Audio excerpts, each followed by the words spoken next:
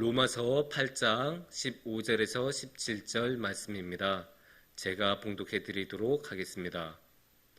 너희는 다시 무서워하는 종의 영을 받지 아니하고 양자의 영을 받았으므로 우리가 아빠 아버지라고 부르짖느니라.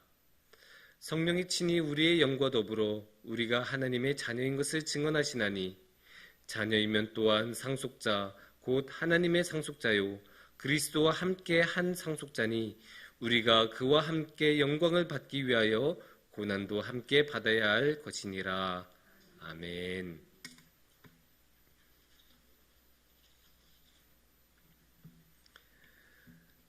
성도님들, 벌써 5월이 되었습니다. 시간이 왜 이렇게 빠른지 모르겠습니다. 벌써 5월이에요. 1년에 3분의 1이 지나갔습니다. 그래도 추웠던 3분의 1이 지나가고 이제 따뜻하고 좋은 날씨의 5월이 찾아왔습니다. 너무나 좋죠? 이런 좋은 5월 하면 여러분은 무엇이 생각이 나십니까? 여러 가지 생각이 나시는데 저는 5월 하면 가장 먼저 생각나는 게 가족입니다. 왜냐? 5월 하면 우리가 흔히 뭐라고 해요? 가정의 달이라고 하죠. 그러니까 가족을 생각이 가장 먼저 나는데 가족만큼 우리 인생에서 중요한 게 무엇이 있을까 싶을 정도로 가족은 너무나 소중합니다. 성경에서도 가족은 소중하게 여깁니다. 그걸 어떻게 알 수 있냐? 성경을 보면 가족에 관한 말씀이 참 많아요. 특히 가족 간의 관계를 이렇게 해라 저렇게 해라 아주 상세하게 지침을 내려주는 권면의 말씀도 아주 많습니다. 그리고 이야기 진행 자체가 가족을 중심으로 진행된 경우도 너무나 많습니다. 야곱의 이야기, 형제간에 막 싸우고 이런 이야기였잖아요. 또 요셉의 이야기, 그것도 형제들 사이에서 저 이런 꿈 꿨어요 라고 하면서 시작되는 그런 이야기였죠. 이런 식으로 성경에서 가족이 중심이 돼서 나오는 이야기가 너무나 많아요.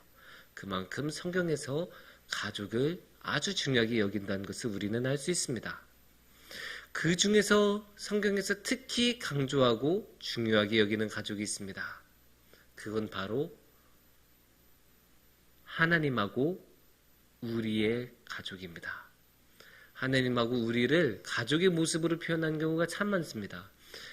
이 경우에는 하나님을 아버지로 표현하고 우리를 자녀로 표현하는 경우가 많습니다. 이 가족관계는 너무나 신앙적으로 중요하기 때문에 이 시간에 함께 오늘의 말씀을 통해서 나눠보는 시간을 가졌으면 좋겠습니다. 그런데 이제 가족이라고 하나님과 우리가 가족관계라고 말하면 좀 이상하게 여기실 수 있는 분이 있습니다. 왜냐? 가족이란 게 뭡니까?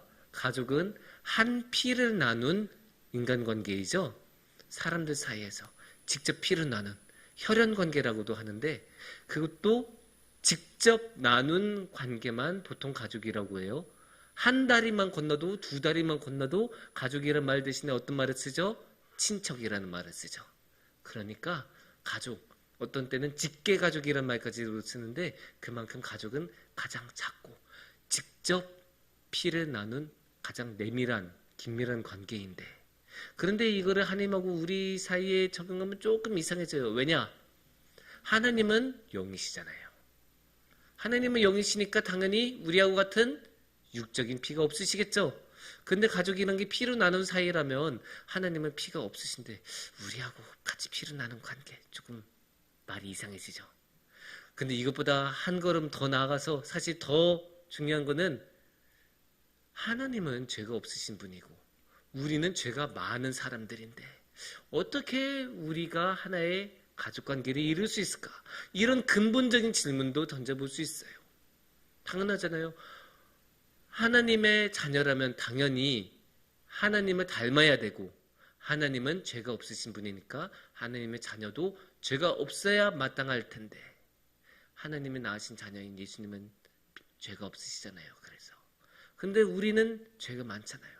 그런데 어떻게 우리를 하나님의 자녀라고 부를 수 있을까? 이상하게 여길 수도 있고 충분히 문제로 삼을 수 있는 그런 아주 중요한 내용입니다.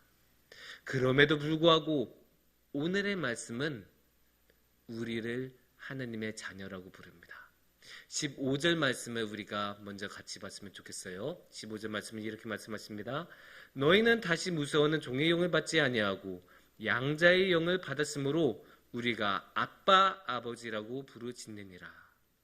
이 말씀은 너무나 중요하고 한마디 한마디가 너무 중요해서 한마디도 버릴 만한 말이 없는 너무나 중요한 구절이에요. 그래서 조금 상세하게 보면 일단 앞부분에 보면 이렇게 말씀하시죠. 너희는 다시 무서워하는 종의 영을 받지 아니하고, 여기서 주목해보고 싶은 말은 일단은 다시입니다. 다시 무서워하는 종의 영을 받지 아니하고 라고 선언을 하고 계신데, 그 말은 뭐예요? 다시 안 받는다는 것은 이전에는 받았다는 뜻이 되겠죠. 그러면 이전에는 우리는 무엇을 받았습니까? 종의 영을 받았다고 해요. 종의 영을 받았다는 말은 뭐예요? 그러니까 우리가 쉽게 말해서 그냥 종이었다는 거죠. 종이었는데 어떤 종입니까? 무서워하는 종입니다. 왜 무서워했을까요? 갑자기 왜 이래요? 갑자기 이런 거는 갑자기 때릴 수 있으니까 그런 거죠. 종이란 삶이 되게 기구하기도 하고 힘들어요. 왜냐? 결정권이 자신한테 없기 때문이에요. 모든 것을 주인이 결정하죠. 종은 그저 따를 뿐이에요. 그래서 주인이 그냥 기분 나쁘다고 때리면 맞아야 하고, 너 가! 하고 쫓아내면 쫓겨나야 되는 게 종이에요. 그런 종이니까 당연히 언제나 마음이 불안할 수밖에 없고 두려워할 수밖에 없고, 자신의 평안한 삶을 모두 주인의 착한 마음에 맡겨야 되는, 주인이 오늘은 컨디션이 좋고 기분이 좋으셔서 나한테 해코지를 안 하셨으면 좋겠다라는 그런 불안한 마음을 가지고 살아갈 수밖에 없는 게 종인데, 그런 종으로 종의 영을 받고 살아갔으니까 당연히 무서워할 수밖에 없는 것입니다.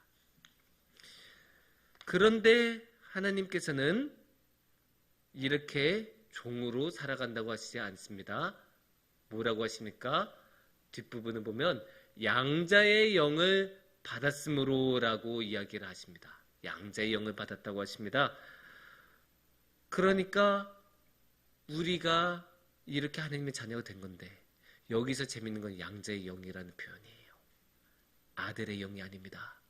양자의 영입니다. 아니, 아들 시켜줄 수도 있잖아요. 근데 아니야 양자.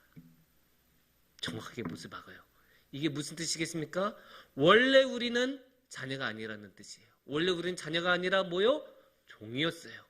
왜 종입니까? 우리는 죄의 종이었으니까.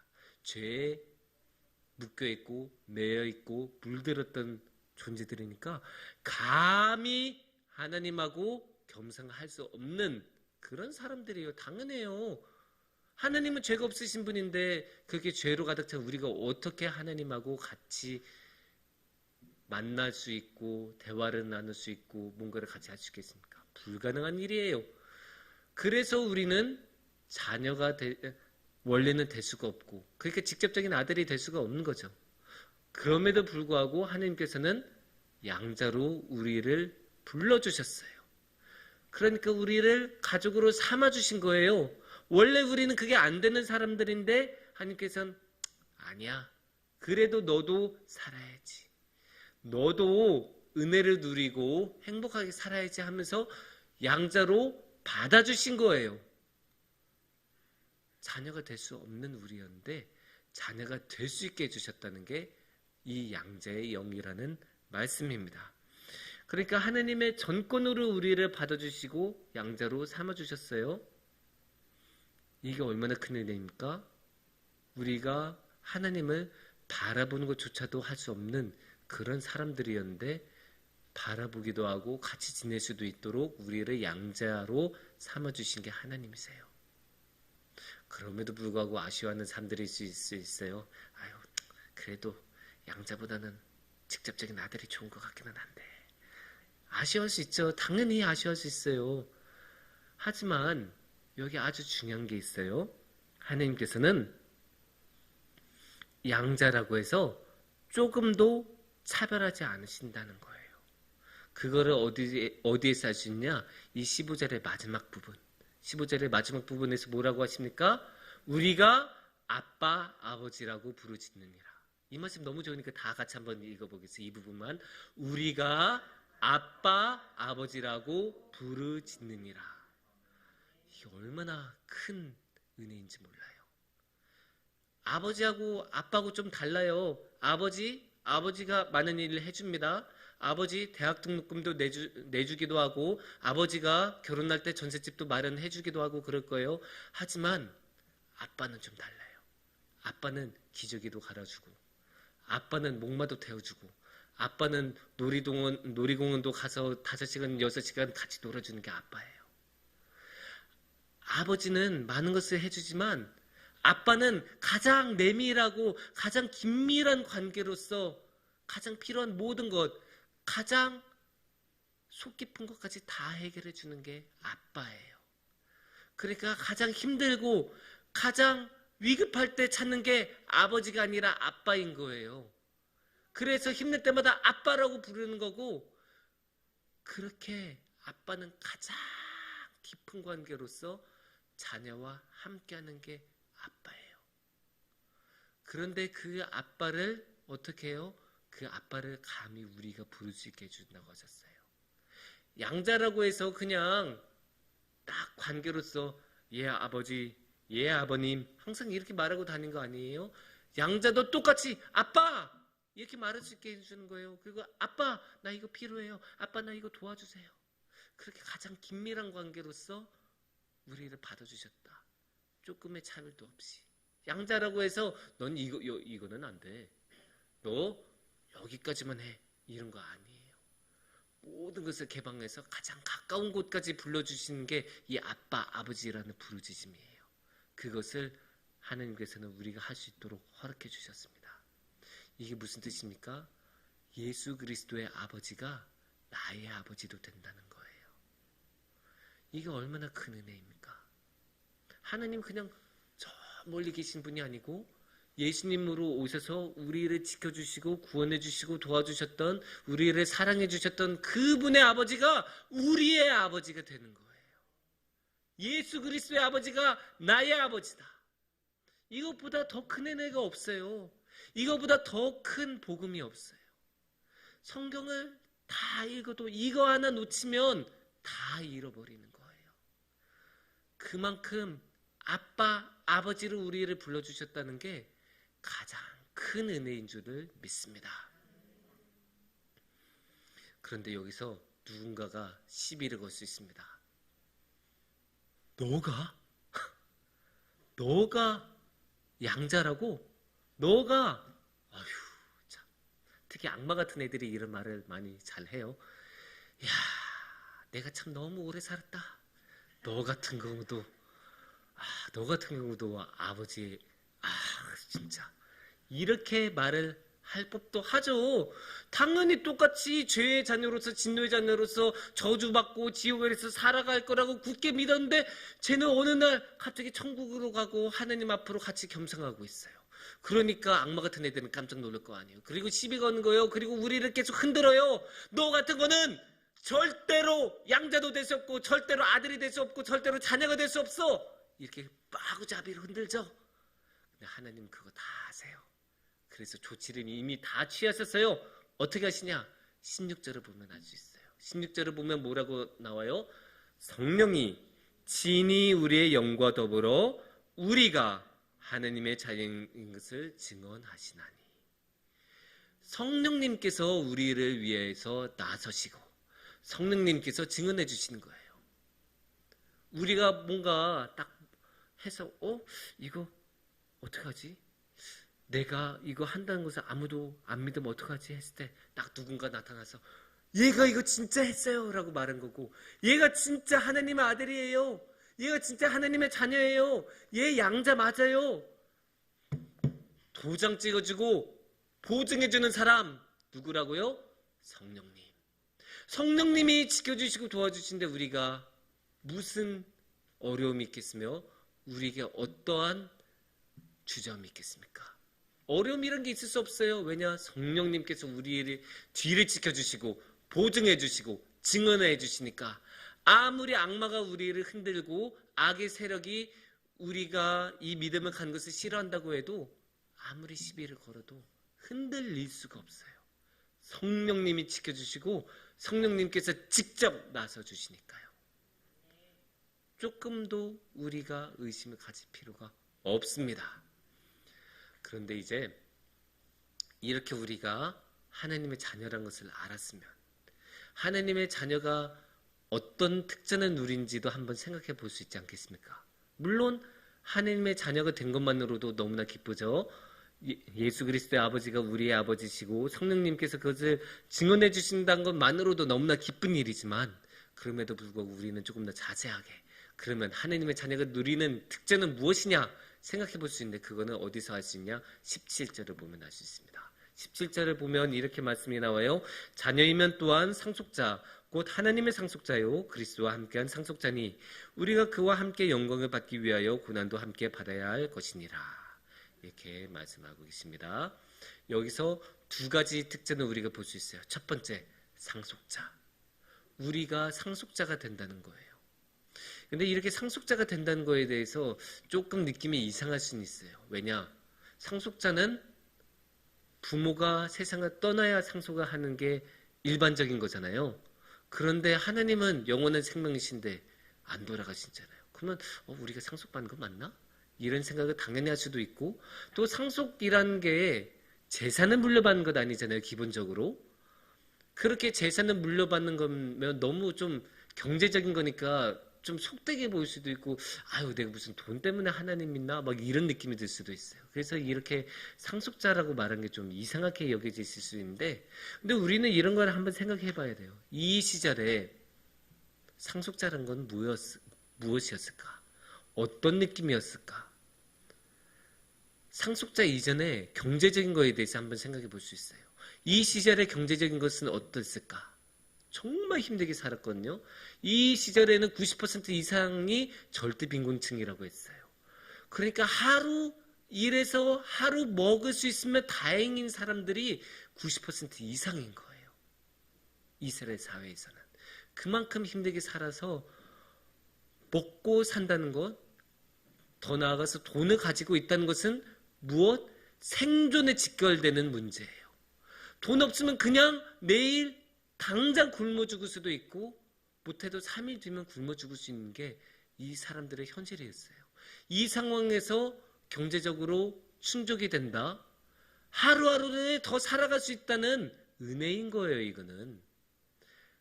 당장의 생존이 걸린 문제예요. 그래서 이 시대도 상속 없이는 살아갈 수 없는 사람들이 너무나 많았어요.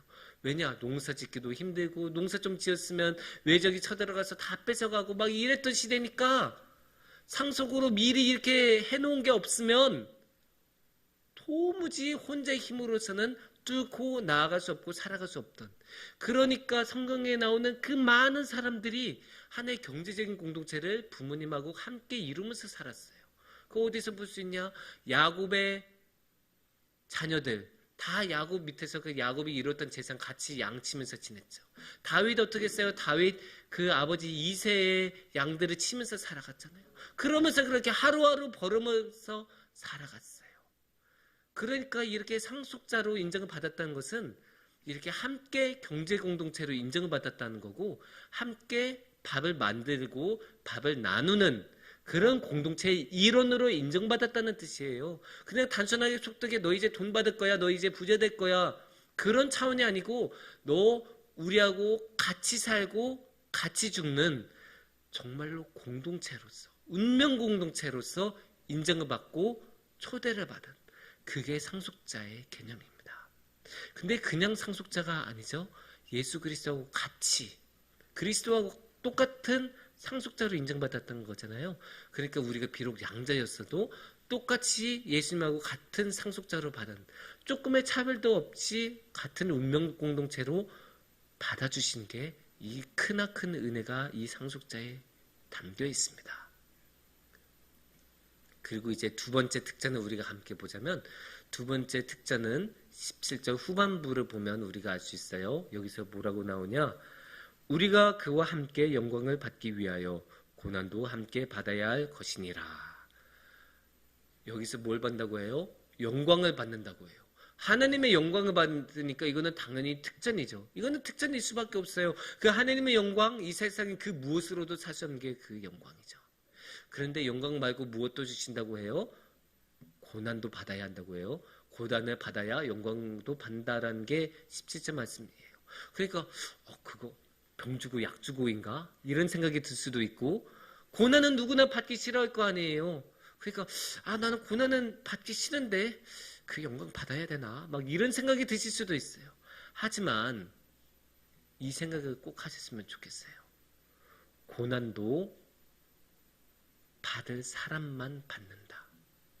이 고난이 이렇게 하니까 의무 같잖아요. 영광을 받기 위한 의무. 근데 이 의무라는 것도 받을 수 있는 사람만 받는 거예요. 아무한테나 주는 의무가 아니에요. 하나님의 자녀한테만 주는 의무예요. 고추장스러워라고 생각할 수도 있는데 아니에요. 이렇게 한번 생각해 보면 좋겠어요. 우리가 장례가 이렇게 있을 수 있잖아요. 장례가 진행이 되면 어떻게 돼요? 사람들이 빈소에 모이죠. 근데 빈소 보통 어떻게 돼요? 여기 위패 있고 여기 영정사진 있고 그런 식으로 있고 여기 누구 있어요? 조문객의 인사를 받는 상주와 그 유가족이 있죠. 근데 여기서 인사를 받는 사람들 누가예요? 항상 유가족이 하는 거예요. 이건 당연히 유가족이 하는 거예요. 아무리 세상 떠난 사람하고 30년 친구라고 해서 이 자리에 서냐? 아니에요.